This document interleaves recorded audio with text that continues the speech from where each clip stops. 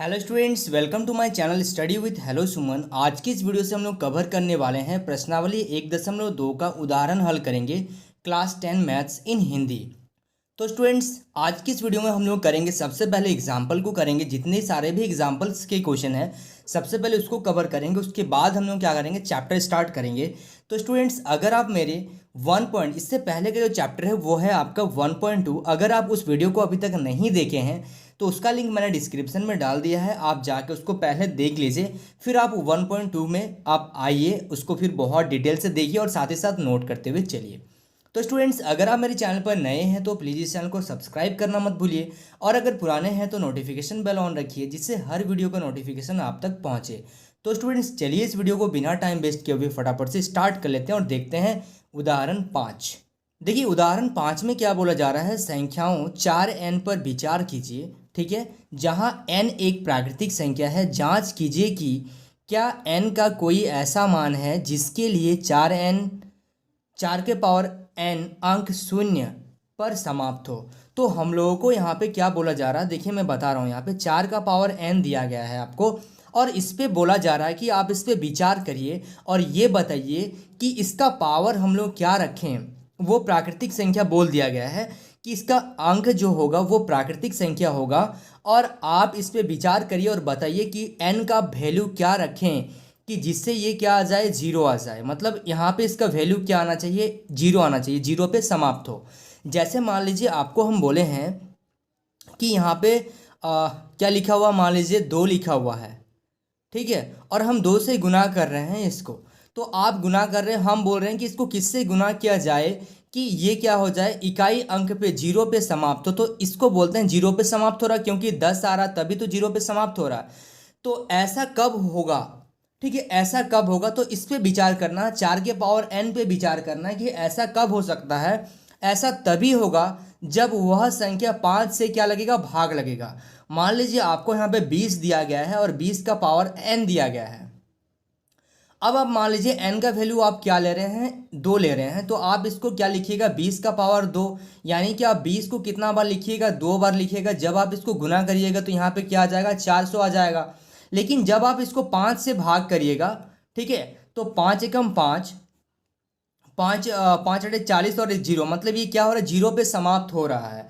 ठीक है, तभी हम लोग बोल सकते हैं जब ये संख्या या फिर इसका गुणनखंड 5 से भाग लगे या फिर ये नंबर 5 से विभाजित हो, तभी हम लोग क्या बोलेंगे कि जो आपका जो नंबर होगा वो क्या होगा, उसका कुछ भी आप पावर रखेंगे तब वो जीरो पे समाप्त होगा। अगर ये नंबर 5 से विभाजित होगा तभी हम लोग बोल पाएंगे। लेकिन यहाँ पे 4 का पावर n है, तो ऐसा तो हम लोगों को मान लीजिए n इक्वल टू आप क्या ले रहे हैं, 2 ले रहे हैं, तो 4 × 4, ठीक है, क्योंकि 4 का पावर 2, तो इसको 2 बार लिखेंगे तो ये आ रहा 16।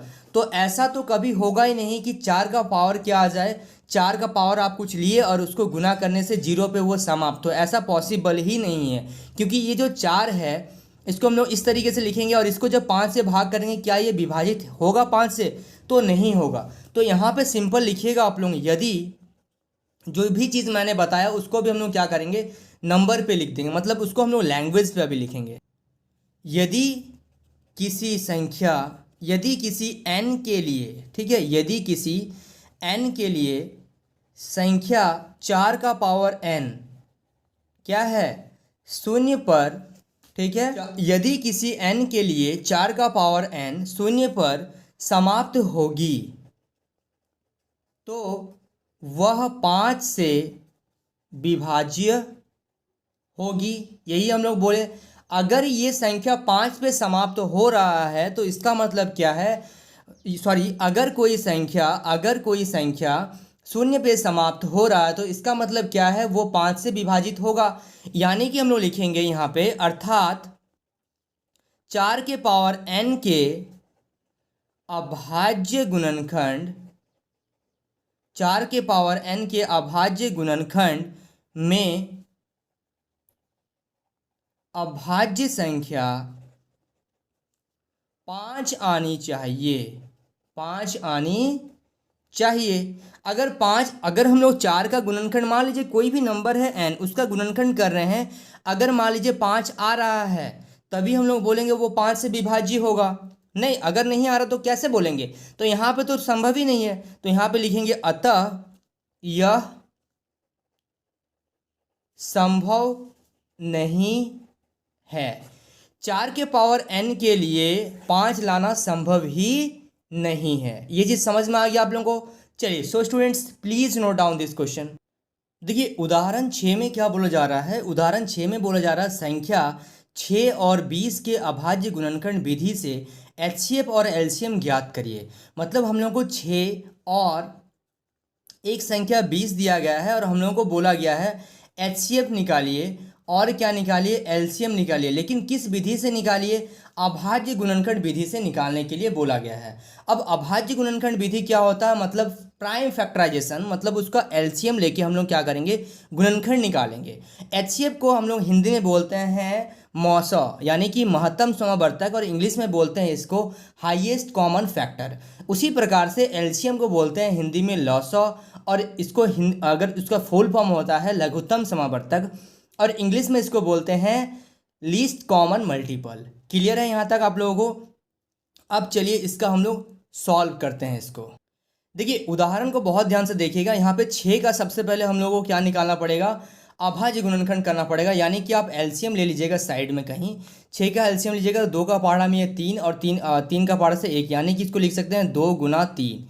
और यहाँ पे लिखेंगे, यहाँ पे लिखिएगा यहाँ 6 का ये है, और 20 बराबर 20 का क्या लिख सकते हैं, 20 का जब यहाँ पे एलसीएम लीजिएगा 2 का पहाड़ा से 10, 2 पचे 10, और यहाँ पे 5 एकम 5, यानी कि इसको लिख सकते हैं 2 गुना 5।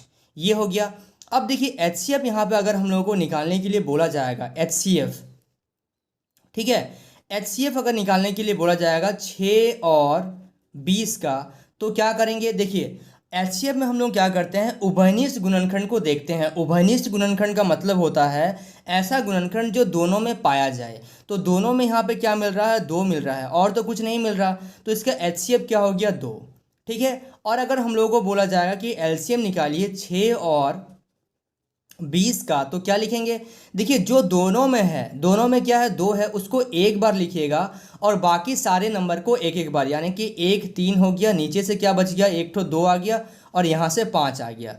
ठीक है। जब आप इसको गुना करिएगा तो कितना हो जाएगा, 5 दूनी 10, और 10 छक कितना हो जाएगा, 60। तो आपका यहाँ से एलसीएम क्या आ गया, 60 आ गया, और एचसीएफ क्या आ गया, 2 आ गया। तो एचसीएफ निकालने का तरीका आप लोगों को समझ में आ गया। एचसीएफ कैसे निकाल रहे हैं, उभयनिष्ठ गुणनखंड से। ठीक है। जो दोनों में मिलेगा उसको क्या बोलेंगे, एचसीएफ बोलेंगे, और एलसीएम उसको बोलेंगे जो क्या है, दोनों में जो है उसको एक बार लिखेंगे। ठीक है। और जो बाकी जो सारे नंबर जो अलग अलग है उसको एक एक बार लिख के हम लोग क्या कर देंगे, सिंपल मल्टीप्लाई कर देंगे। जैसा यहाँ पे ये 2 भी था, ये 2 दोनों मैच कर रहा था, तो इसको हम लोगों ने एक बार लिखा, और उसके बाद यहाँ से 3 को लिख दिया, यहाँ से 2 को लिख दिया, और यहाँ से 5 को लिख दिया। ये चीज़ क्लियर है आप लोगों को। चलिए so students please note down this question.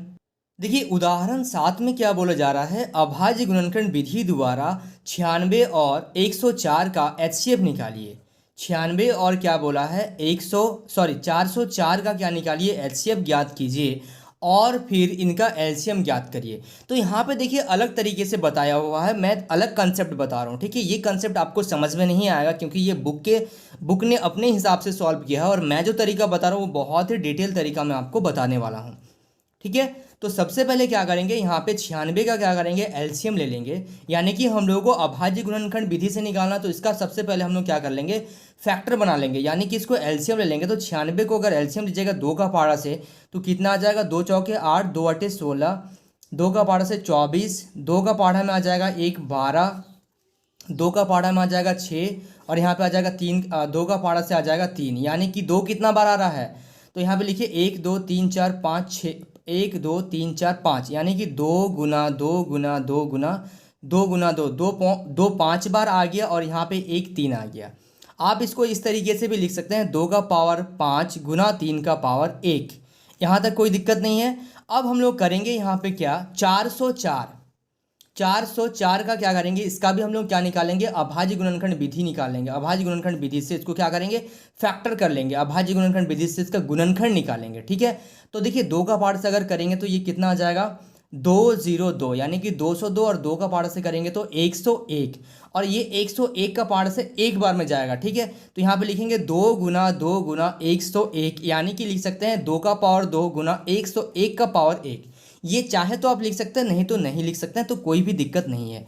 तो अब हम लोग क्या करेंगे, अब हम लोग को सबसे पहले निकालना है HCF, यानी कि हाईएस्ट कॉमन फैक्टर। ठीक है, तो HCF निकालने के लिए बोला किसका, 96 और 404 का।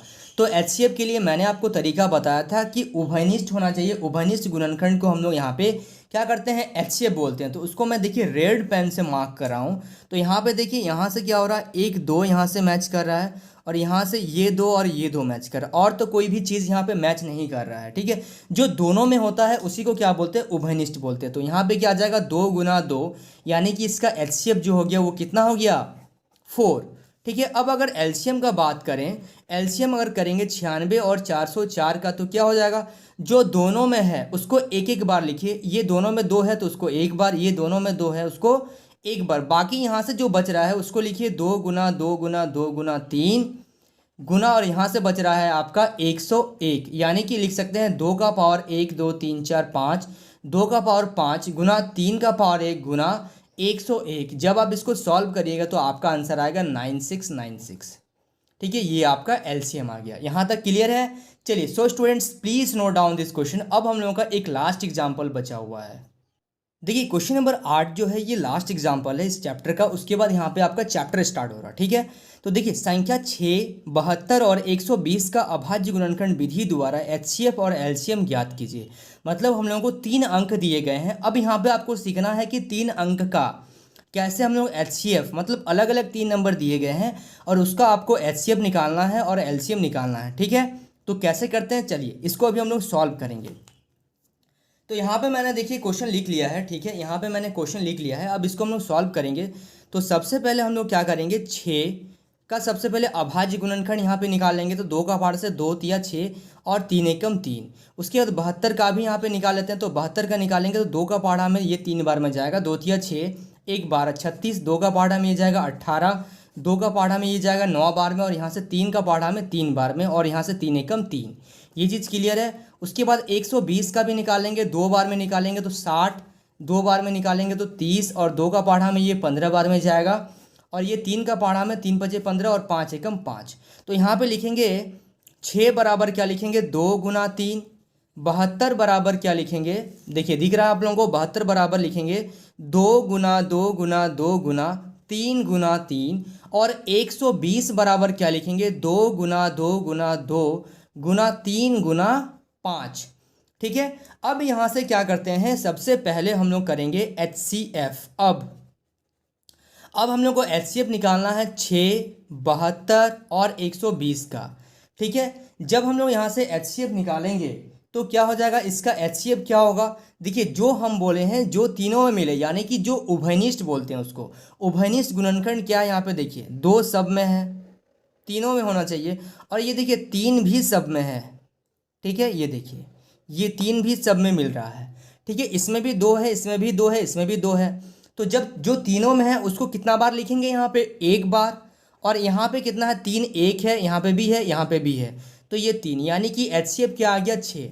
अब हम लोग बात करते हैं LCM का। तो LCM का निकालने का तरीका क्या, 6, 72 और 120 का क्या होगा, जो तीनों में मिलेगा उसको एक बार, जो तीनों में मिलेगा उसको एक बार, बाकी क्या बच गया यहाँ से उसको एक एक बार लिख लीजिए।